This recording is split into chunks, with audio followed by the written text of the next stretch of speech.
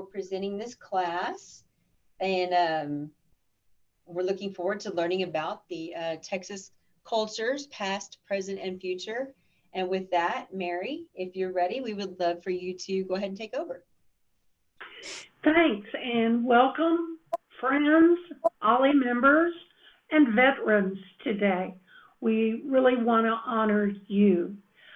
I'd like to start with a little quiz. So I'm going to begin sharing my screen.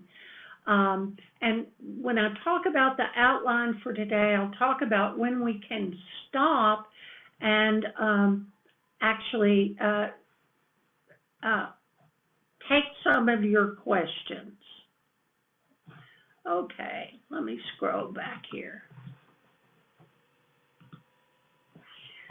So this is a little quiz to see how fluent you guys are in Texan. So if in English we would say, I don't think that would work, can you fill in the blank? Unmute yourselves. Anyone?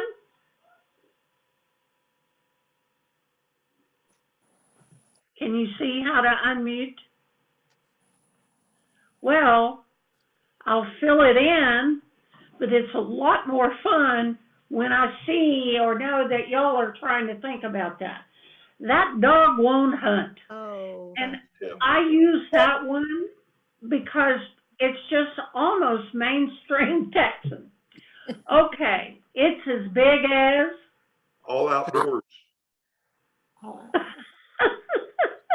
Dallas is Dallas. the one I was thinking of. I was going to say Texas. That's another one. Absolutely as big as Texas. And Texans tend to say that. Okay, it's so dry this year. We're always having a drought.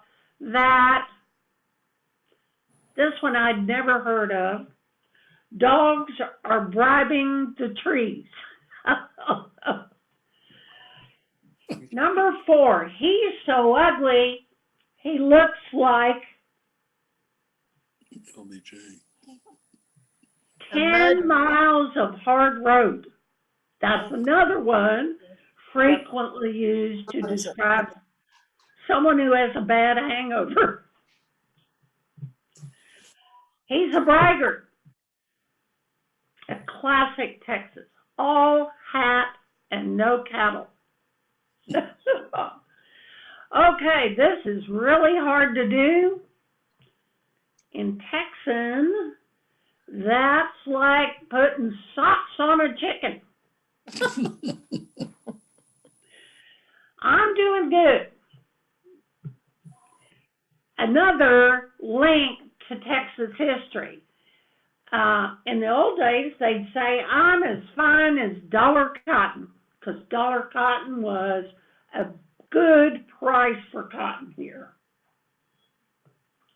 He's a real cheat.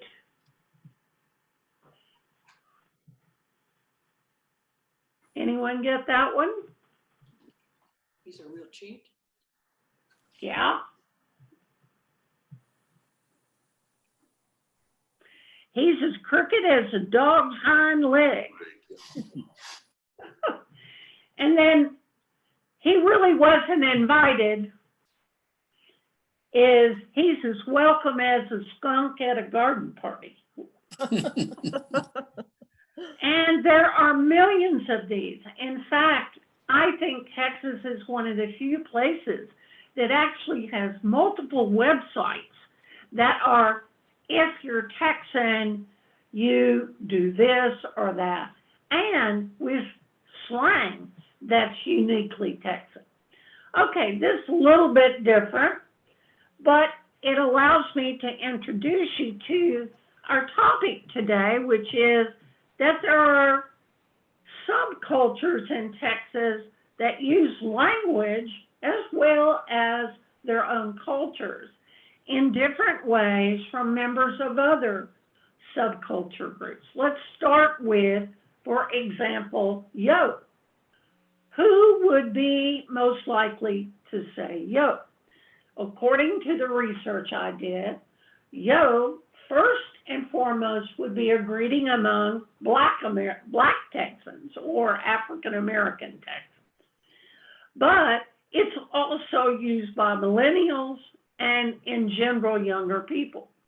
But it could also be used as in yo, meaning, hey, you, trying to get your attention. And it can also be used as an answer.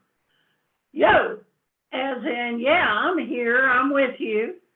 So there are many different varieties of just the term you or hey, you. You shacked is apparently something among Gen Z, and I really don't know what it means.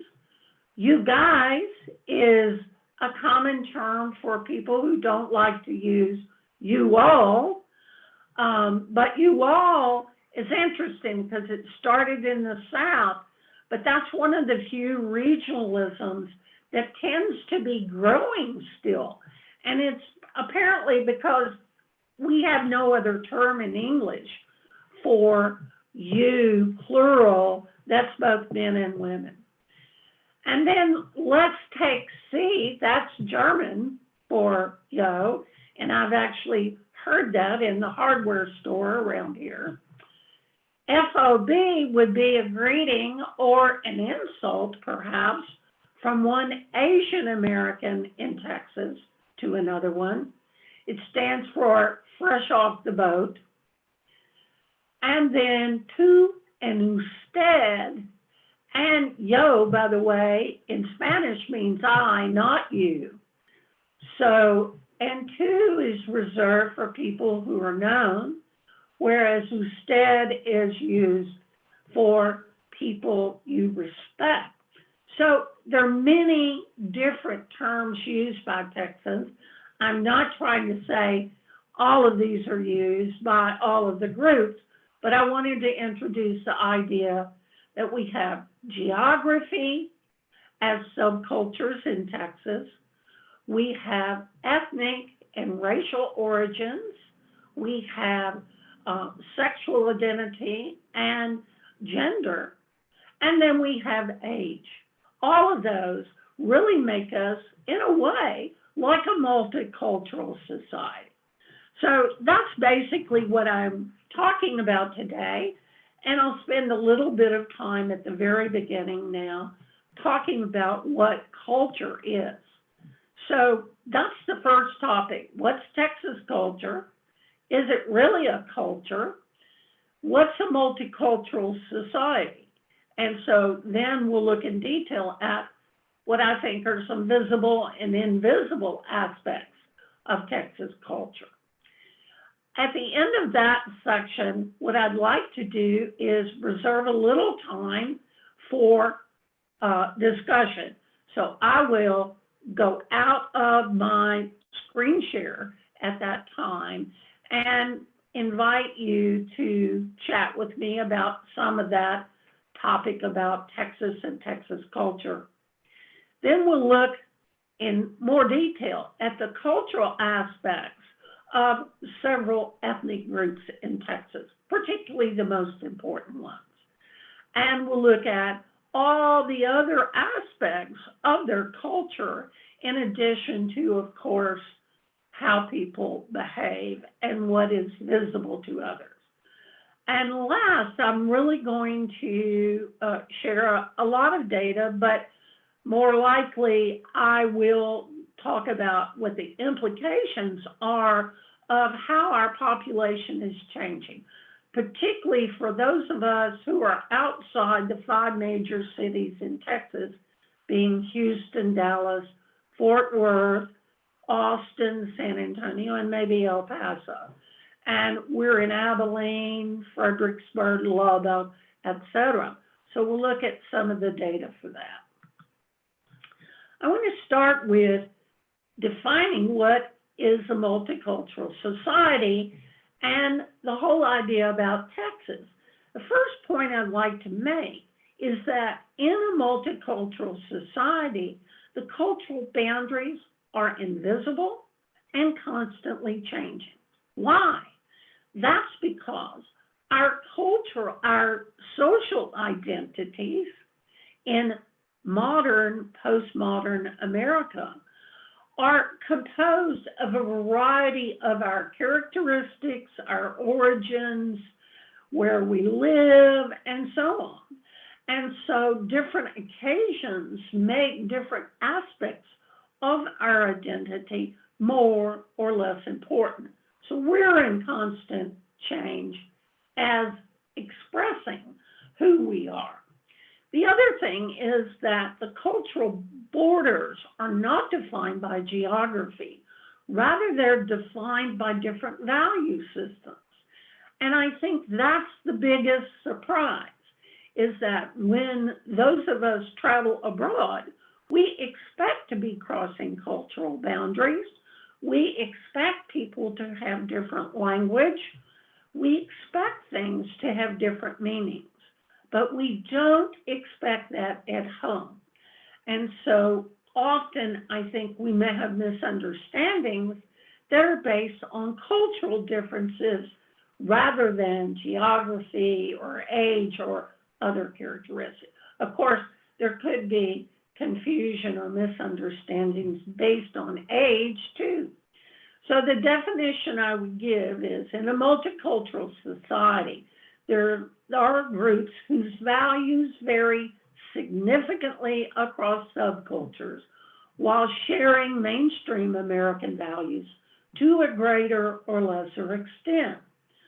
I also need to mention that today is very different in terms of how immigrants are treated coming into our society.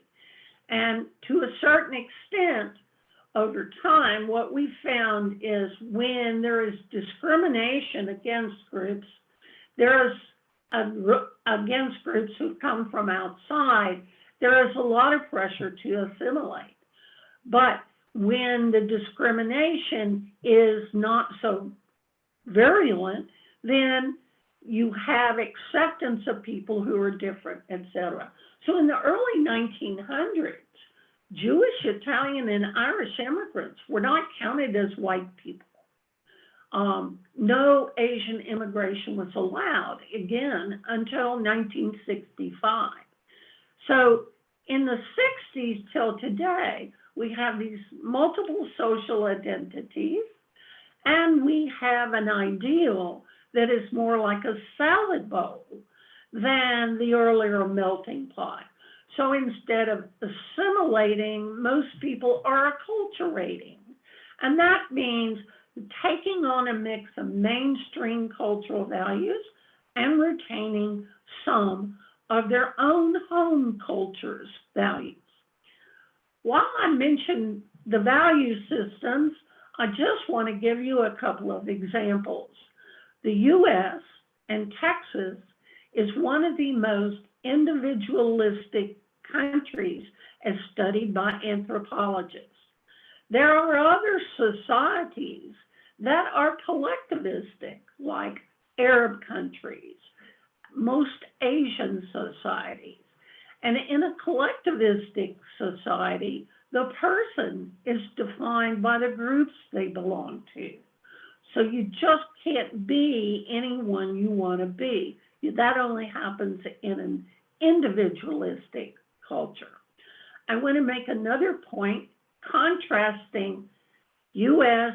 and Hispanic culture. U.S. culture is a risk-taking culture.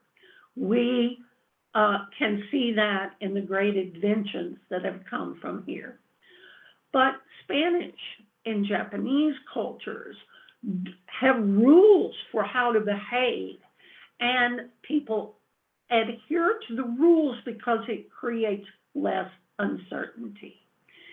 In English, if something bad happened, you would risk the friendship by telling the truth or being upfront. Whereas if you're Hispanic, the first thing you're going to consider is simpatia. Simpatia is an emotion in Spanish that means I'm going to consider the impact of what I might say on the other person and my relationship with them. So I may not report bad news. That's been very frustrating. If you want to know more about cultural value systems, there's a slide at the end of my presentation that gives a bit more detail. So I want to describe culture as having both visible and invisible character possibilities. And that's because it's easy to see what people do, how they dress, what their music is, what kind of buildings they build, and so on. Those are very much parts of the visible part of culture, how we speak, the language we use, the nonverbal communication. Our activities and our interests, which are apparent. An example of that would be the dominance of football in Texas, among other sports. So these are the things we see and can observe. The problem is they find meaning in what is the invisible part of a culture. People's beliefs, people's attitudes, their norms for behavior and values. One of the beliefs that's been part of Texas is bigger is better. And attitudes like the Texas can do without help. Norms like waving or saying hi on the street to strangers. And values about how to treat people who have more or less power than you. So all the things that are part of the visible culture are given meaning via the invisible culture.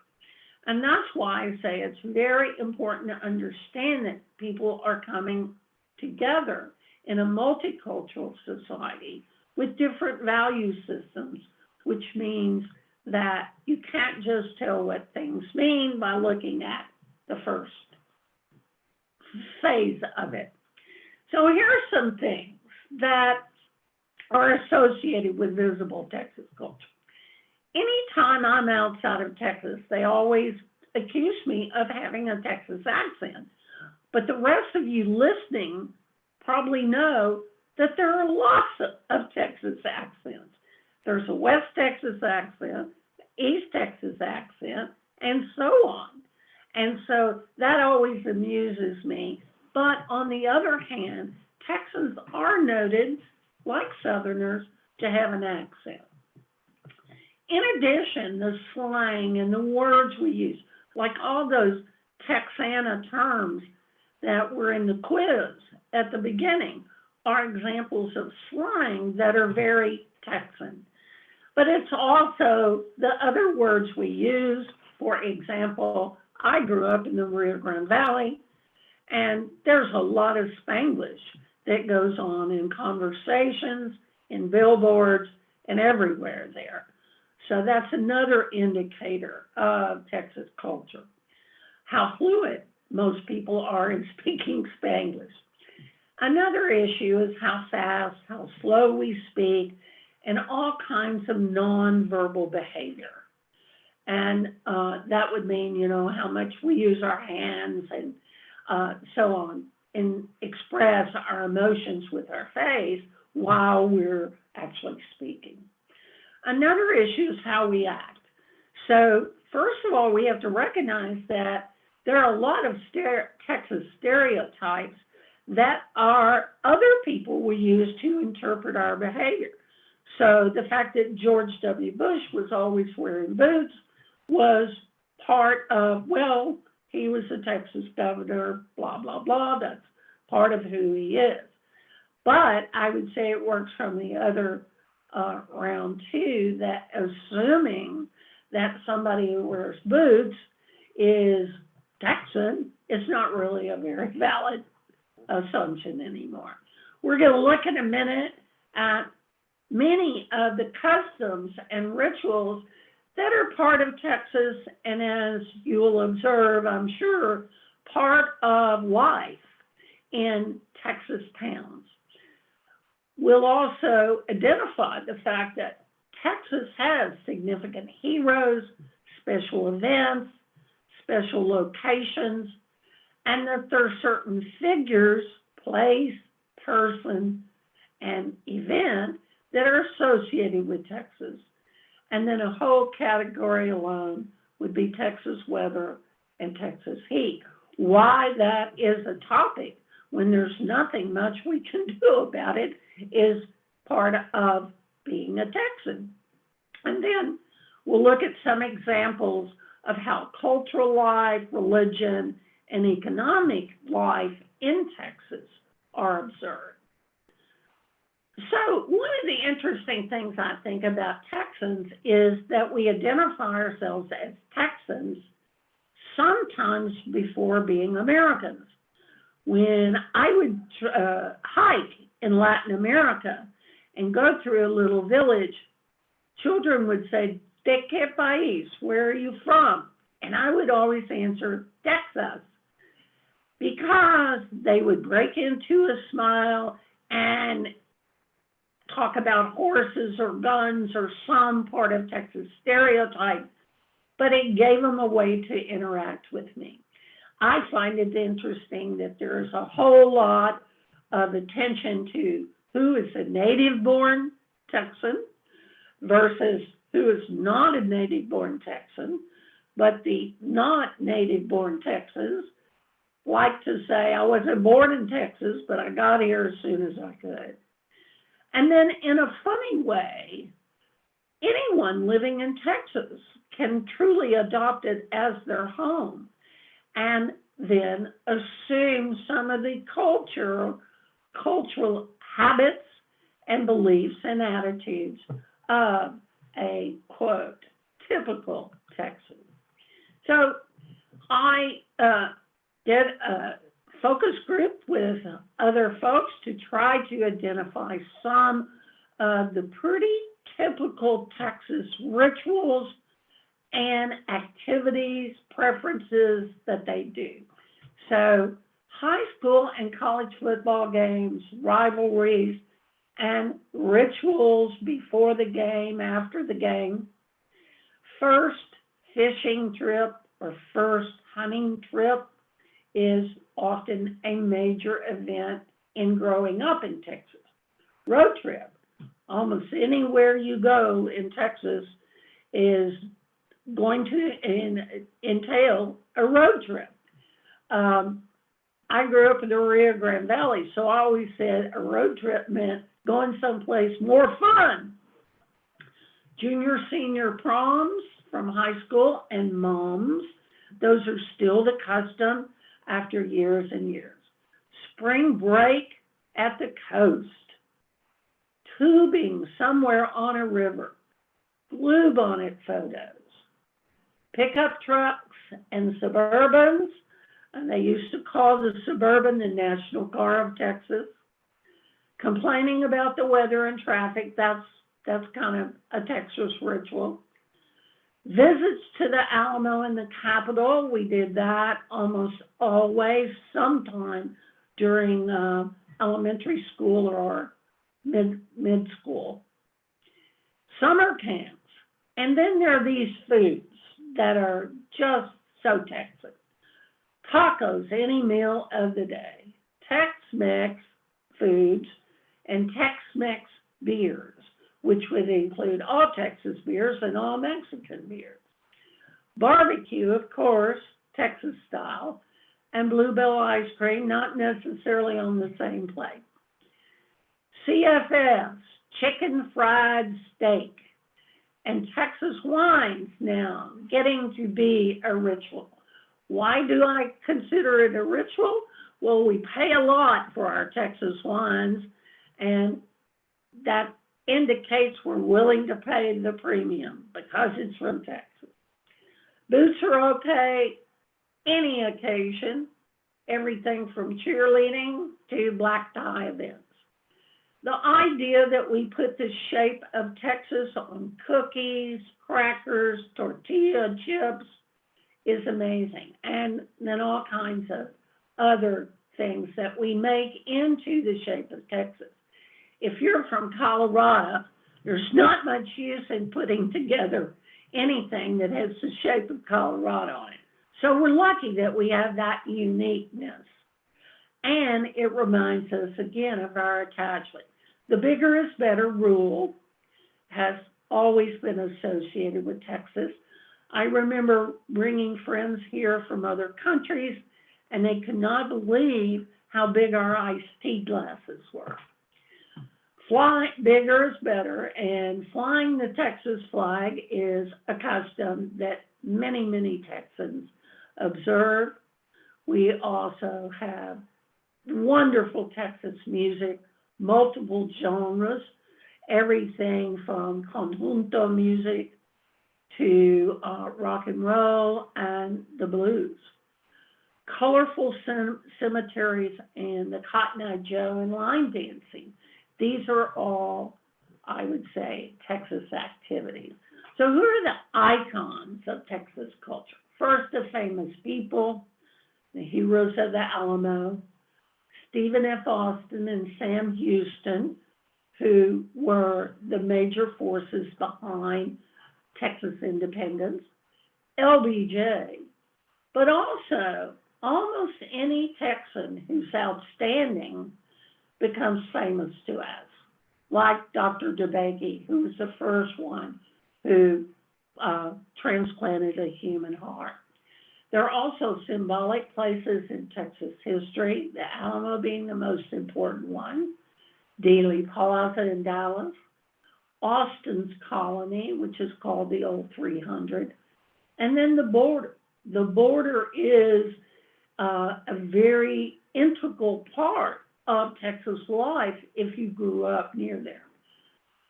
We have certain industries that we are known for, cattle, oil, and gas, and agricultural products in the beginning, but more like medical research, airlines, related industries, computers, and technology today. And then we have special dates on the calendar. First, independence from Mexico on March 2nd, the fall of the Alamo on March 6th, and then San Jacinto Day. A quick look at some of the more visible aspects of Texas culture. For example, if you look at our sports teams, you become totally aware of the dominance of football. Now, while that is changing over time as more kids or more parents worry about kids getting into football too young, it's still very different than if we were in Indiana or North Carolina or other places that have basketball traditions. We have museums all across the state that purport to report our history from different points of view. We honor artists in Texas by the Texas Writers Book Fair. Another unique aspect is how school funding works and the whole idea of Robin Hood as a principle on which schools are funded in Texas. And then a whole lot of outdoor sports are part of the Texas experience, like fishing, hunting, and four-wheel driving, etc. Religious, I would make one point about cowboy services, which I think are really only a Texas kind of version of bringing people back to churches. And then within our economic life, you look at Texas history, it's basically been people who were entrepreneurs who invested in either land or resources like oil and gas, etc., and made family businesses out of that, and as they grew, became actually huge multinational companies headquartered in Texas. But at the bottom line, we have entrepreneurial spirits. Now I want to talk a little bit about the idea of what is Texas culture and what are those values. What do we believe? What our unique origins are, our beliefs, the symbolic meanings of all those things that I just went over. And so in this regard, I want to take what some other people have said about Texas. So first is John Steinbeck. This was a very famous quote, that Texas was a state of mind. And here's the quote from his Travels with Charlie. He had worries about what he referred to as the new America he perceived. Yet from it, he gleaned a great sense of national pride, not the least of which was found in Texas, on which he wrote the famed quote, "Texas is a state of mind. Texas is an obsession. Above all, Texas is a nation in every sense of the word." So here's another quiz, and this one has some famous quotes, again, talking about the invisible part of Texas culture. So who, again, unmute yourselves if you would like to respond. I'm from Texas, and one of the reasons why I like Texas is because there's no one in control. Any guesses? That's Willie Nelson. Okay, some folks look at me, see a certain swagger, which in Texas is called walking. I'd say George W. Bush. You got it. Yeah, I've heard him say that. You heard him say it? Yeah. It's a great quote. Texas has yet to learn submission to any oppression, come from what source it may. This is Sam Houston, believe it or not. Boy, did he understand the Texas sentiment way back then. And how can you look at the Texas legislature and still believe in intelligent design? Was that One of Molly our Ivy? great comedians. No, not yet. It's Kinky Friedman. Oh, yeah. Yeah. Kinky. Okay. Good thing we still got politics in Texas. Finest form of free entertainment ever invented. That sounds like Will Rogers. That's Molly Ivins. Okay. Texas is okay if you want to settle down and do your own thing quietly, but it's not for outrageous people, and I was outrageous.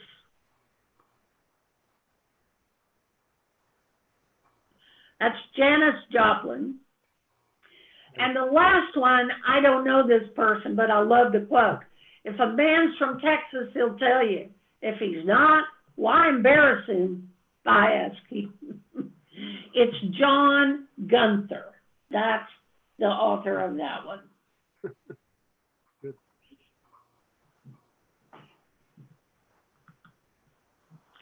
There was a book that came out in 2017 called God Save Texas by Lawrence Wright.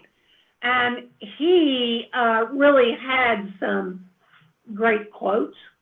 And so what I'd like to do is just read these out loud.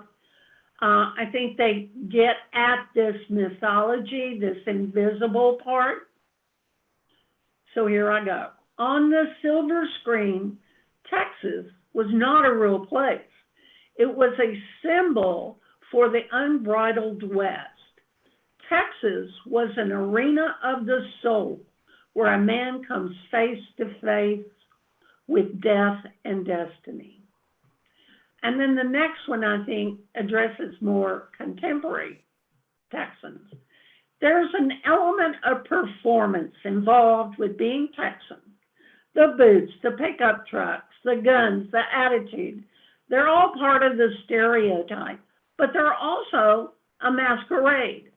Stylistic choices, such as the way Texans dress or the vehicles they choose to drive, enforce a sense of identity, but they also add to the alienation that non-Texans often feel about the state. And I think that really is true. It's like the more we love Texas, the more offensive that can be to non-Texans. So I want to kind of sum up this section by talking about what jump out as real kind of fundamentals of Texas values. One is truly individualism, and as expressed by no one telling me what to do. It's apparent in our attitudes toward government. It's apparent in our attitudes toward neighbors, and so on. Family. Family is a critical part of what makes us care about Texas and vice versa. Why Texas is important to us in that it's part of our family. The third thing is importance of place. This is very unique to Texans, and many identify with it more strongly even than others. And it's being part of something that is Texas, even though it's really hard to put your fingers on what exactly that is. Entrepreneurial risk-taking, that's really behind all Texas great fortunes, be they technology, back to oil, gas, and cattle. Texas traditions are also part of our values, that we honor Texas traditions, like flying the Texas flag. It's very important to us that Texas was actually its own country at one time, and we still talk about being able to split up into 5 different Texases. Also, Texas Independence Day is celebrated all over the state. And I put on there too the appreciation of good food, music, art, and most particularly, I think, storytelling in Texas.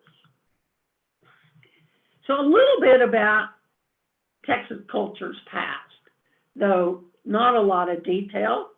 I will highly recommend a current book by Stephen Harrigan called Big Wonderful Thing, that is a very, very well-researched review of Texas history up until and including the fight for independence and for statehood. Stephen Harrigan, it's called Big Wonderful Thing. So what's interesting here about the Bering Strait is it was not until last year that they discovered evidence that even before the last ice age, where the Bering Strait allowed Asians to cross into North America, and then they went all the way to South America. Instead of being 13,000 BC, it was 5 centuries before. So they've found earlier and earlier evidence of the fact that there was population here. There were early European contacts in the 1300s, up until, of course, Columbus in 1491. And De Soto, there was a French settlement in Texas, which is followed by La Salle. De Soto, who traveled all over the Southwest and gave, and whose horses are the foundation stock for a lot of American horses.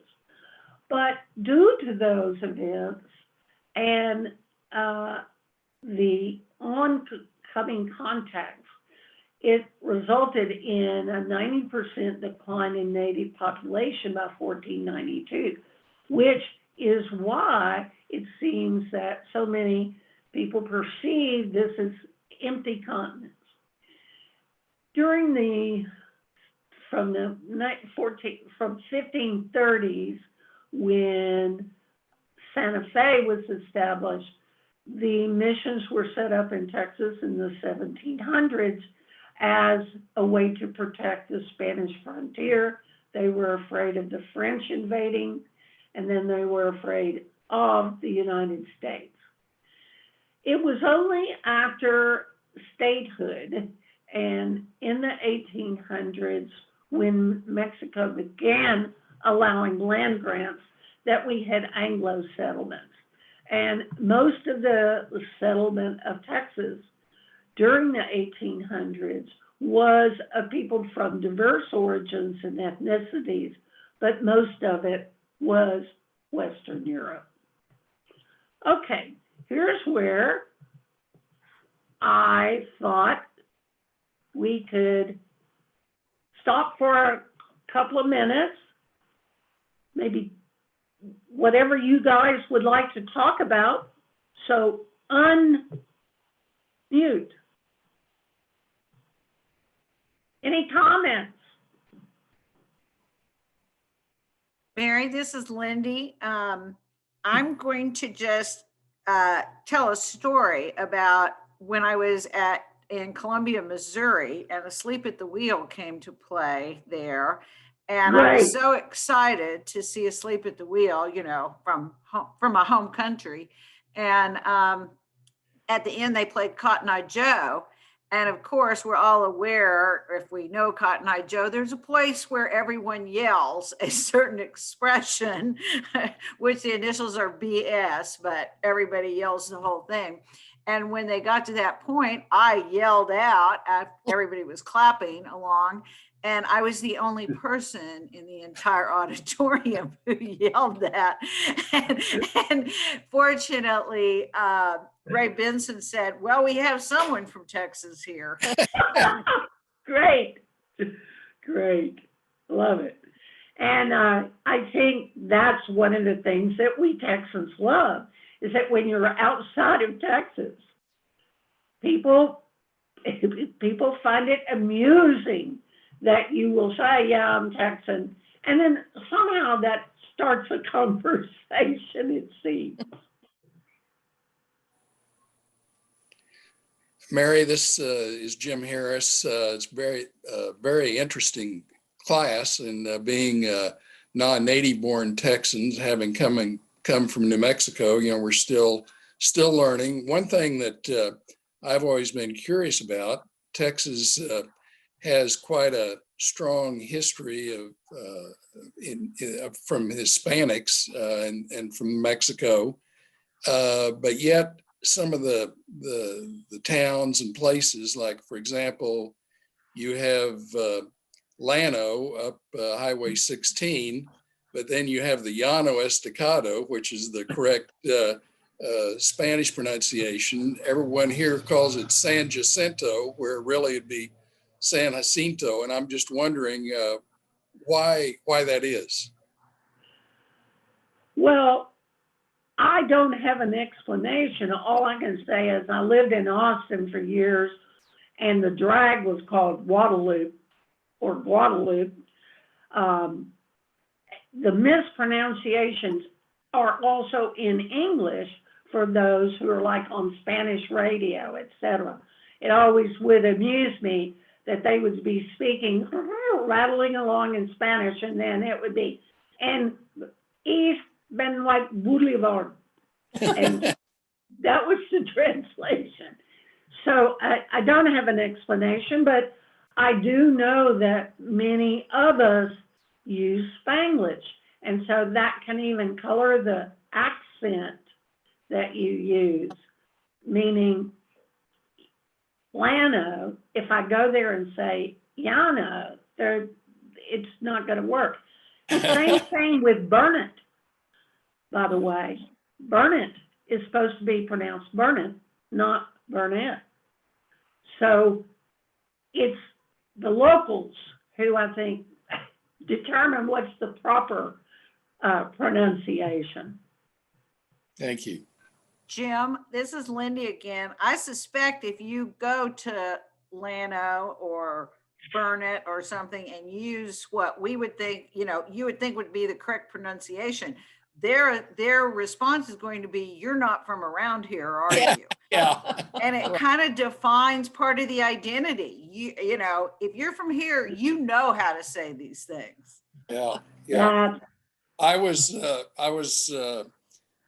felt that I understood more of Texas culture when I found out that it's not leaky, but lakey. Again, I mean, it's somewhat crazy how the pronunciation, and that's why there are all these books and things on how to speak Texan. You know, how to give you the correct pronunciation of these words that are in English, but which are pronounced a special way in Texas, like Lakey. I know, not a great name for a place with a lot of springs. Okay, I want to now focus on the current subcultures of Texas. Okay, share. And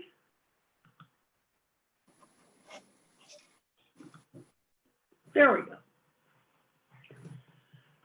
So I'm not going to spend much time on geography-based Texas subcultures, but you guys know, in East Texas, there's that Southern twang.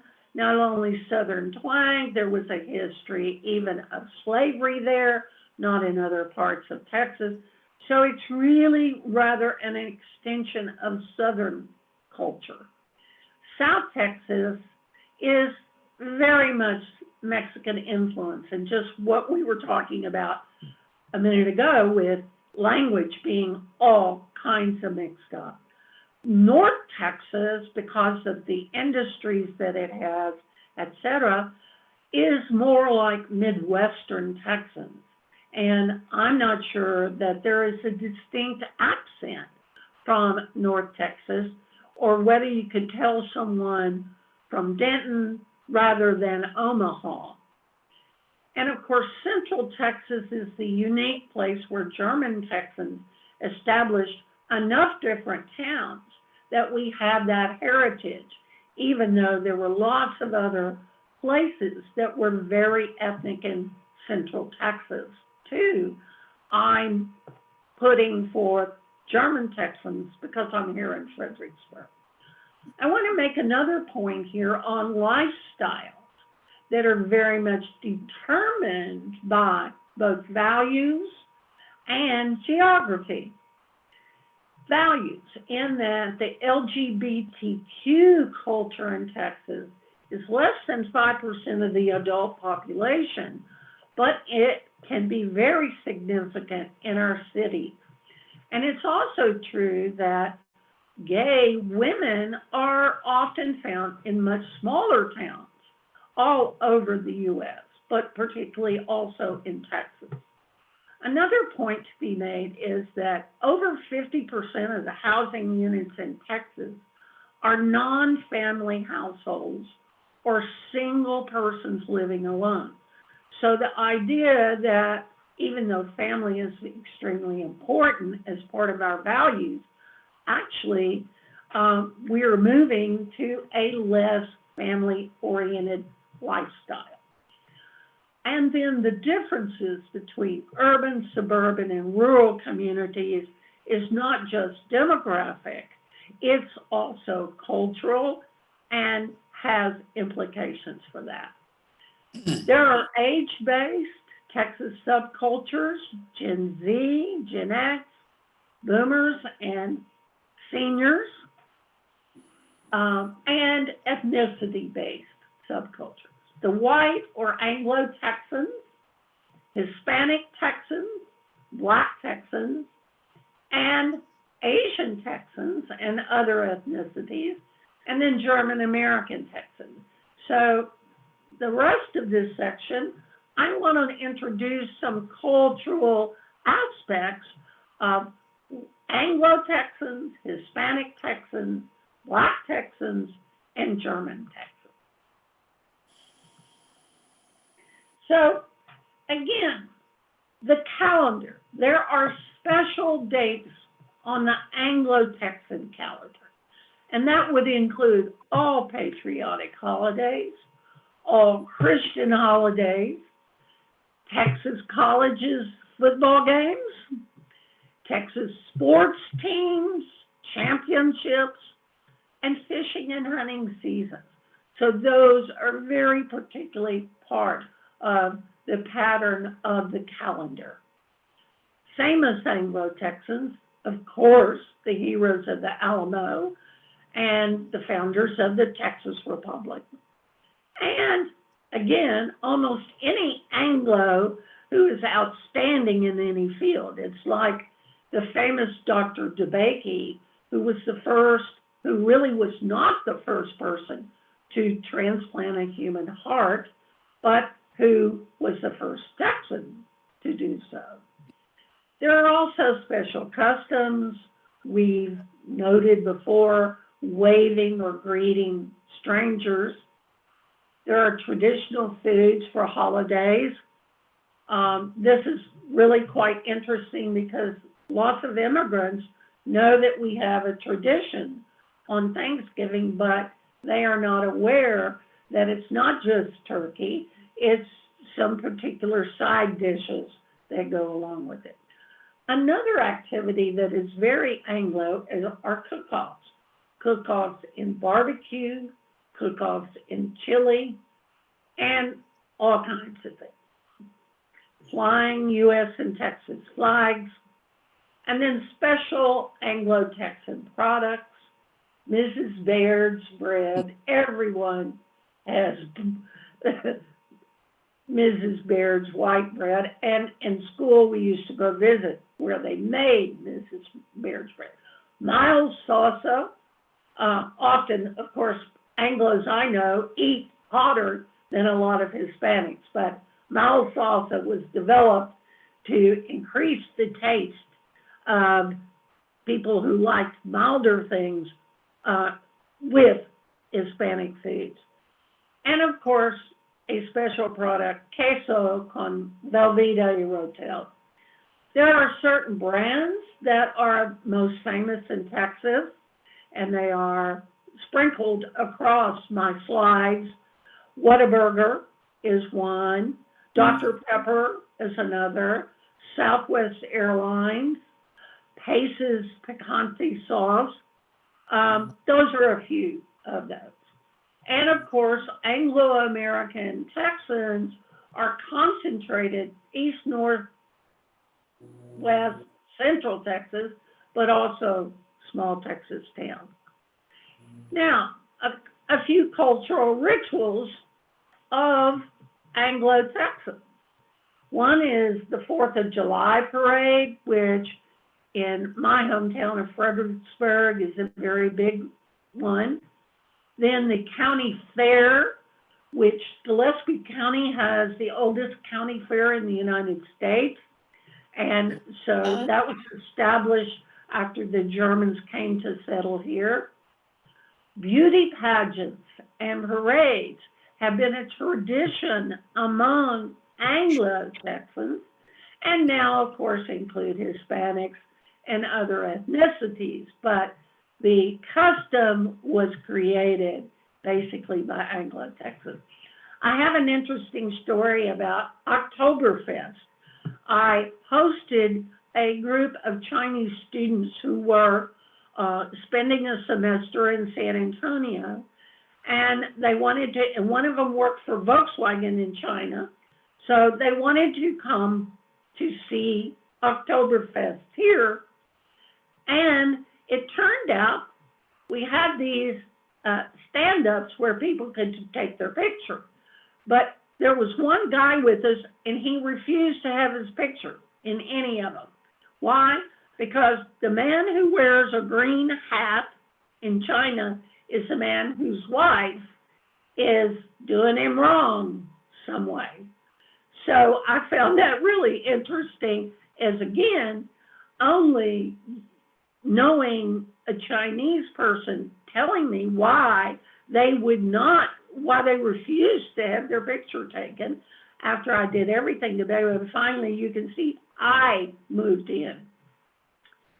Another very Anglo but also small town custom is high school graduation ceremonies, and they're generally in a football stadium or a basketball arena. And the windmill.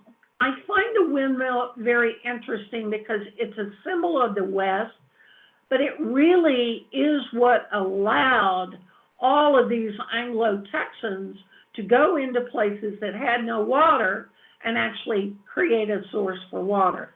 I looked it up last night, and the windmill was invented in Connecticut in 1854. So it was there just in time, really, for the rush to the West. Okay, now let's move to Hispanic, Latino, Latinx, Mexican Texans. I'm going to call them hats. They also have special dates on their yearly calendar. One is Cinco de Mayo, which is ironic because it was the only international battle that Mexico ever won against the French, but it's an important part of Mexican history. Fiestas Patrias is when the grito was found and they began the fight for independence from Spain. Dia de los Muertos is the day after Halloween, the 1st and 2nd. And then Las Posadas, which is more a Catholic custom and is celebrated in non-English speaking Catholic countries. Famous recent Hispanic Texans, Henry Cisneros, Julio and Joaquin Castro, Henry B. Gonzalez. I really should add to this, there are plenty of Hispanic heroes from the Texas fight for independence and at the Alamo, but their names were not as well known. So that's one of the things that is very interesting, is that a lot of Texas history has, until very recently, excluded the participation of a lot of Hispanics in the making of this state. There are important cultural institutions for Latinos, Spanish language churches being a very important part of how the family calendar is made. LULA, MALDEF, Raza Unida, those are more political organizations. And then, of course, arts, dance, music, etc. Another source of information is Spanish radio and TV stations. If you do if you're having any construction done around Texas, you'll always find that the construction workers will have their radio tuned to some sort of Hispanic speaking station. A few other customs, quinceañeras, which is the 15-year-old dedication of a young girl to the church. But in Texas, it has become like a debut. And these celebrations are not just around the church ceremony, but generally involve a huge gala funded by godfather and godmother. First communion is a very important part also of customs, having a baby blessed. The Dia de la Virgen de Guadalupe is December 12th, and I'll show you some examples of that celebration. And then, of course, Música Latina. There are special Hispanic products. I didn't try to name them all. Piñatas among them. And then there is geography in Texas. For example, I had friends in the valley who had land that was the Spanish land grab. We still have the Spanish missions, and we still have the Camino Real, which was the route from Mexico City to Texas and then to the east. And then we also have the origins or the villages where people come from in Mexico. So in 2009, it was one of the first times I realized that I live on the street where the parade goes each December 12th. So I have many pictures from many different years, but the point I wanted to make is these women, these are all the young women from a Spanish-speaking church in Fredericksburg. They practice for the whole year for their drumming and their dancing. Another part over to the right, which looks kind of crazy, it is just part of the custom in Mexico and has become a custom here. There's an ugly woman and an ugly man, at least two of those, and they are part also of this parade. The parade takes the Virgen de Guadalupe from one Catholic church to another one. The picture on the left is from a wedding that is for families in Gillespie County who are from the state of Durango. And there's a very large group of them. This was a wedding, and it's fairly typical that there is a huge tropical band, plays a variety of music, and an extended family. And then yet again, you can see, I don't think, whoops, I'm sorry, let me go back. You can see that the dancers are coming back here, and they are setting the pace right here.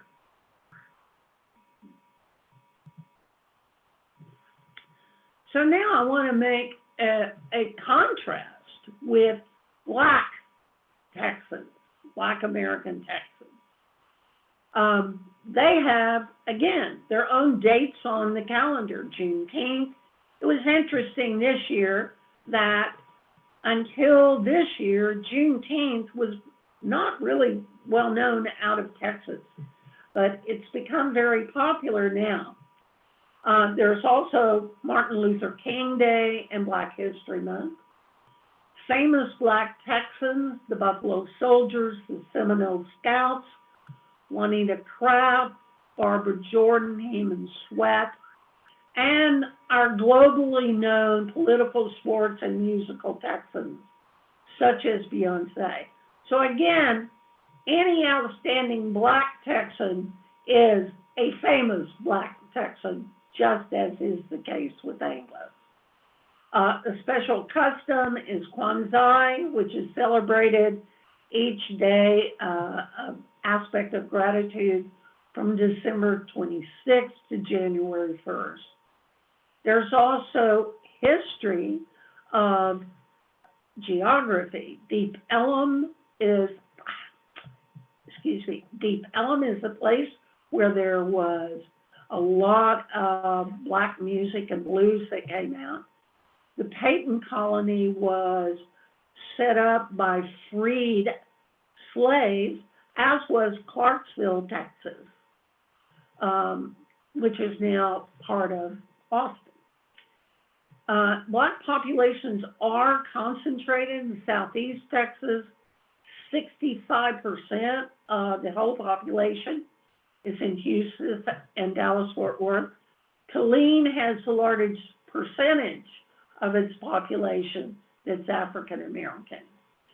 And just a few statistics that differentiate. African Americans are more likely to be renters, more likely to be in poverty, and less likely to be married. Some aspects of cultural life, fried chicken, and then there are a whole number of traditional foods, among them okra and green, all kinds of greens. And very important point is the church is a community center. As you will see in a minute, that's a major source of social media for members of the African American population. Also, with the same role, are barber and beauty shops. They are media. They are where people learn about different kinds of things. And Black-oriented entertainment and media, of which there are significant amounts in cultural life. I want to show some examples here. We're just going to look. I thought this was interesting. This is from this past June. And you guys out there in Lubbock, here was a case where until this summer, until Gordon Blake was died, Black Lives Matter was strictly supported by Blacks. But as more whites became concerned, we see that even in Lubbock, it's white people who were in solidarity there. This here is the 147th Juneteenth celebration, which was taking place last summer in Houston. A couple of other interesting points. This is a website of Black churches in Texas. And again, that's an important source of community for African Americans. This is a YouTube video about the church in Fredericksburg, the Colored Christian Episcopal Methodist Church, which I suggest you go to. It's very interesting what the history was. Gospel singing and gospel choirs, again, very much part of community. This is an article about barbershops and salons as safe havens for cultural chat. And not to be left out are Black college sororities and fraternities. They tend to be active in those organizations for the rest of their lives. Many people brought out the fact that Kamala Harris is a member of a certain historic Black college's sorority.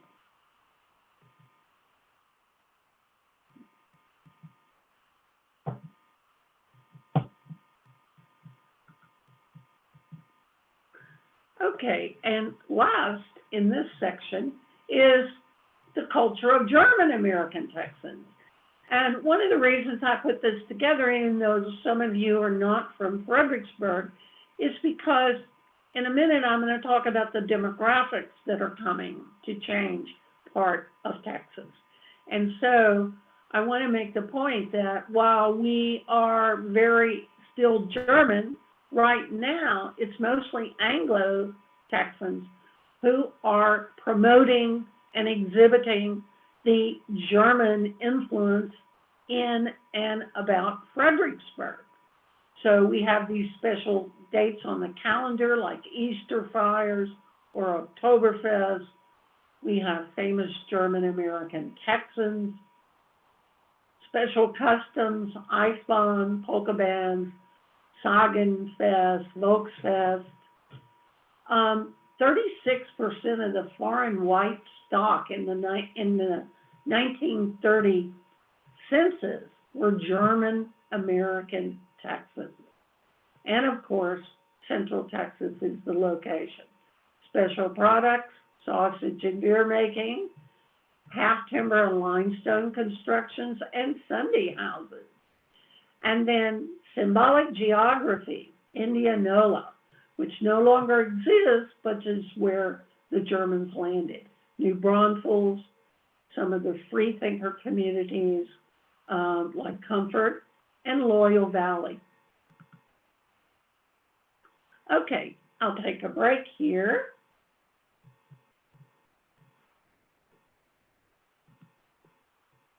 and come back again. And before we talk about all these numbers, let me see again, what comments do you guys have? Did anyone know there was this fabulous parade in Fredericksburg every year?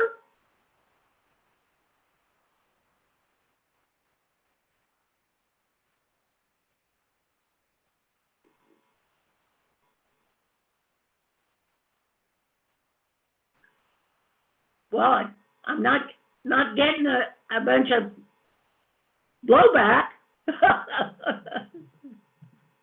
Let me show some of my numbers so that you understand what's going to be different in Texas over the next few years.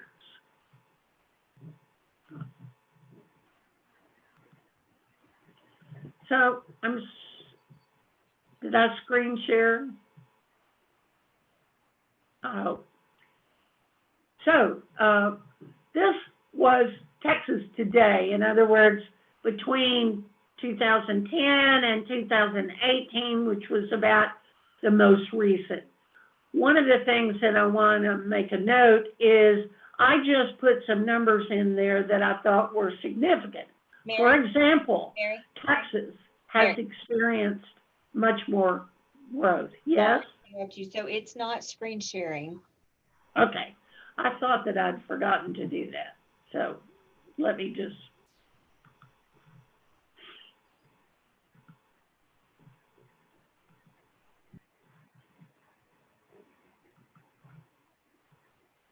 Perfect. Thank you. Thanks for letting me know. Okay, now you can see. For example, Texas grew more than twice as fast as the rest of the U.S. in just 18 years. We have larger households. We have a larger percentage of people who speak a language other than English at home. We have about the same distribution of internet, same unoccupied homes. We do have a larger percentage of poverty. And the difference, 60% of the American population is still white, not Hispanic, but 42% in Texas in 2018. I'll make a point about the future here because we're not going to be able to go through all of these. Black population is going to stay at around 12% until the 2050. So it's not really growing. Asian population is growing 4.8 to 5.8, 3.8 to 5, and Texas will be one of the places where the Asian population will grow to be about 10% of our population. Most of the Texans, 87% of the Hispanics in Texas are Mexican. And just to make a point again, where did the growth come from in 5 years? In Texas, 48% just from people who were born here, much higher in Dallas County, 20% from people who immigrated from other countries, and real interesting, a big growth in Texas was domestic migration. I'm not going to go over this, but if you would like more detail on the ethnic distribution of different counties in Texas, I included that here. Okay, I'm going to exit that one and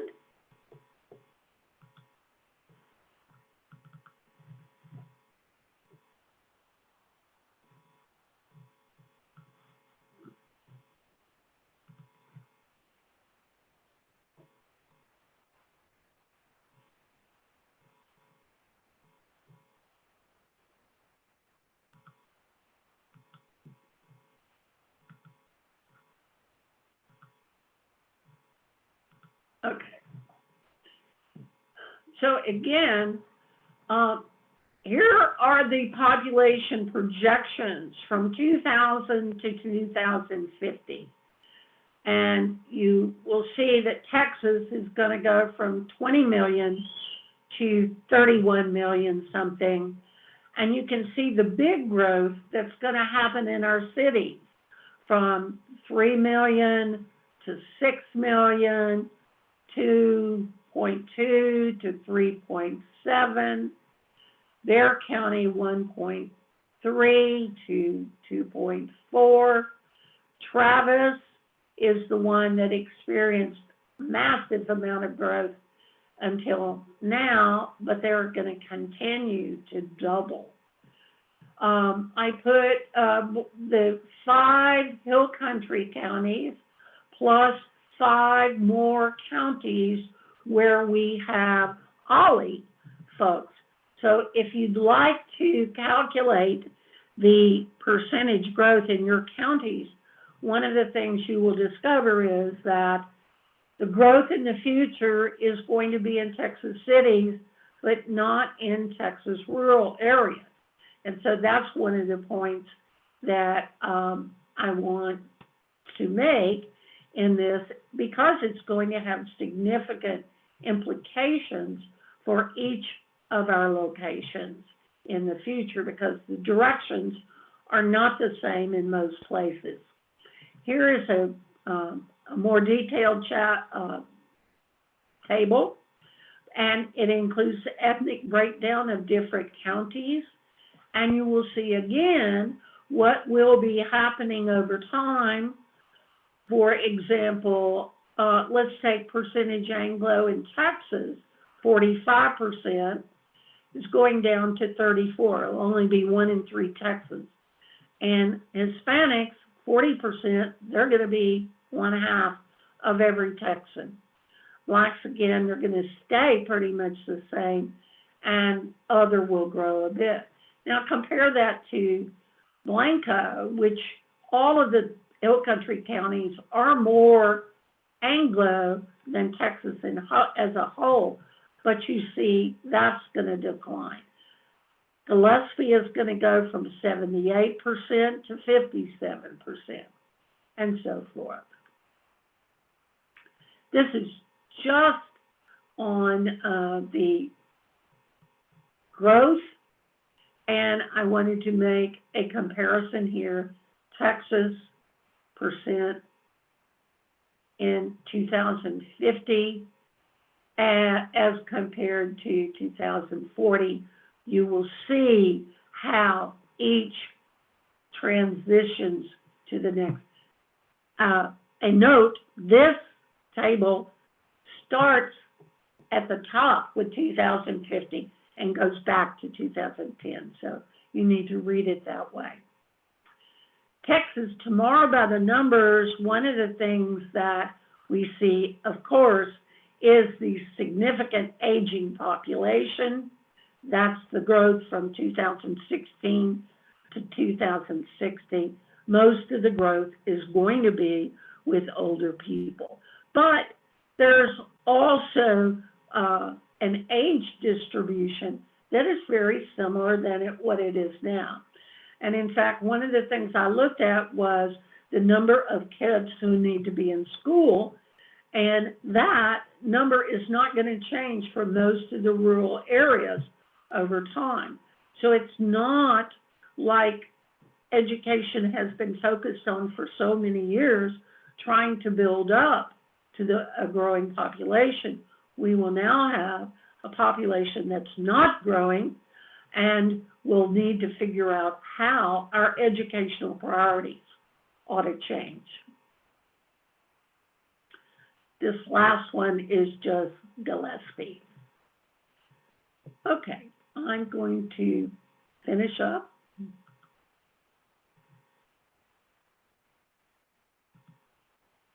I have one particular thing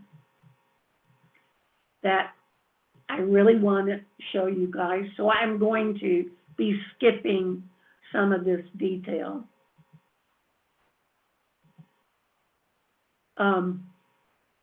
This is much detail from those tables, and from research that I did. But I felt like I really want to quote this particular slide. So I'm trying to get to, okay, the post office. So we already know that the post office is in deep financial trouble. And so most of the mail every day is junk and bills. The check, Britain is already laying the groundwork to do away with checks by 2020. It costs the financial system billions of dollars a year to process checks. So the plastic and online transactions will kill the check. Younger generation simply doesn't read the newspaper. They don't subscribe, etc. They may go the way of the milkman and laundryman. As for reading the paper online, get ready to pay for it. Rise in e-readers has caused all magazine and newspaper publishers to form an alliance and their own line. The book. You say you'll never give up the physical book that you hold in your hand and turn the pages. I said the same thing about downloading music from iTunes. I wanted my hard copy CD, but quickly changed my mind when I discovered that I could get albums for half price without ever leaving home. Same thing will happen with books. You can browse a bookstore online, read a preview chapter, and the price is less than half of a real book. The landline telephone, unless you have a large family and make a lot of local calls, you don't need it anymore. Most people keep it simply because they've always had it, but you are paying double charges for extra service. The music. Excuse me. This is one of the saddest parts of the change story. Music industry is dying a slow death, not just because of illegal downloading. It's the lack of innovative new music being given a chance to get to the people who would like to hear it. Television revenues. Networks are down, watching TV and movies. We're doing other things with our TVs. We're playing games, etc. So most of it is gone. Things that you own. Many of the possessions that we used to own are still in our lives, but we may not actually own them in the future. They may simply reside in the cloud. Next is cursive writing, which even today, kids already don't know how to do joined handwriting. And last, privacy. If there ever was a concept we can look back on nostalgically, it would be privacy. It's gone. It's been gone for a long time. The last thing I would like to show today is Texans health, which I thought was interesting. By 2069, there'll be no hospitals. Cancer will be an inconvenience. Surgery will be done via virtual reality and robots. All forms of immunotherapy will be in use. Most health issues will be able to self-treat. Death? Don't know.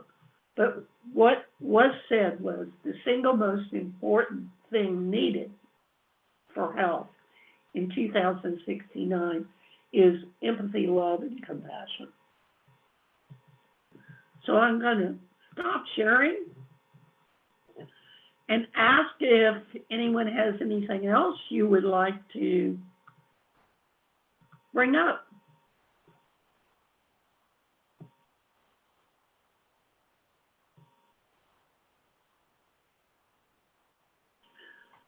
Well, if we don't have any more discussion, I'll say thank you all for being such a patient and hearty audience.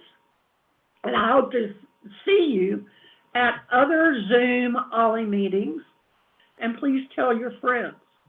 This is great, fun stuff. Mary, thank you so very much. This was a great presentation. It was definitely educational, but it was also very entertaining. So I, for one, really appreciate it. I'm sure there are many others that did too. So Thank you all. Hope your allergies get better. Okay, Bye-bye. Bye-bye. bye-bye. Her voice. Yeah. Huh.